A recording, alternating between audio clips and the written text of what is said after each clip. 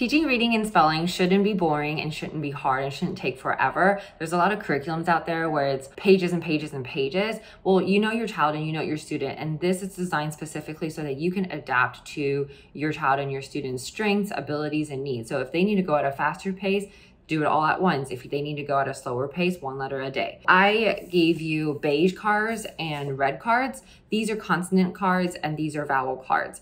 I made sure that they were also with realistic pictures instead of cartoon pictures. This is actually feedback from children I work with who tell me that they prefer realistic pictures. I don't know if it's a generational thing, but they are definitely more interested in realistic pictures sometimes. And then for the short vowel sounds, a lot of alphabet cards I've noticed if you buy them on Amazon, the U, for example, among other letters, are not matching with the phonetic sound. So they might have unicorn for U. It's really cute, but it doesn't match the phonetic sound, which means that when they actually start reading, when they see the U, they might start saying the long vowel U sound, which is too early and very confusing for them.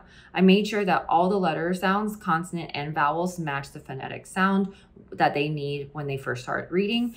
So I hope that is helpful. What you want to do, your goal is to make sure that they can say it, they can point to it, and they can write it. So that means that when you point to a card, they should be able to say, If you say point to the card that says, they should be able to identify it. And then if you say, can you write the letter that sounds like, they should be able to write the sound. So how do you do that? You can pick 4 consonant sounds a day to go over and review. When they are solid on all 4, then you can move to 4 more.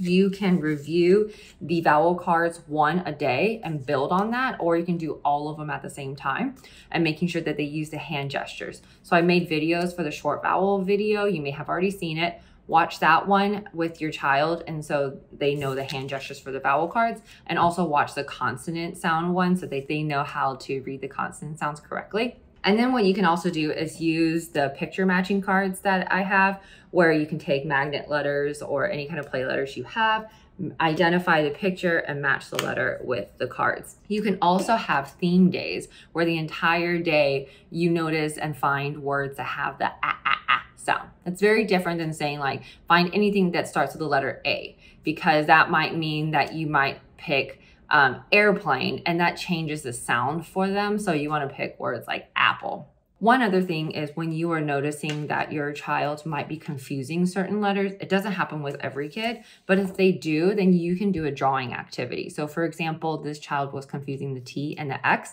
So I had them teach me how to make the T turn into a word that starts with a T. They picked tree. X, they picked fox, and now they can see these two as completely different letters. This is probably very common for letters D versus B and P versus Q, because they all have circles in a line. So some kids are so flexible with their brains that they can flip it in different ways and see the same letter. So activities like this could be really helpful. So have fun with learning letter sounds and being able to identify consonants and short vowels. When you feel like they're really solid on it, then you are ready to go to level 2.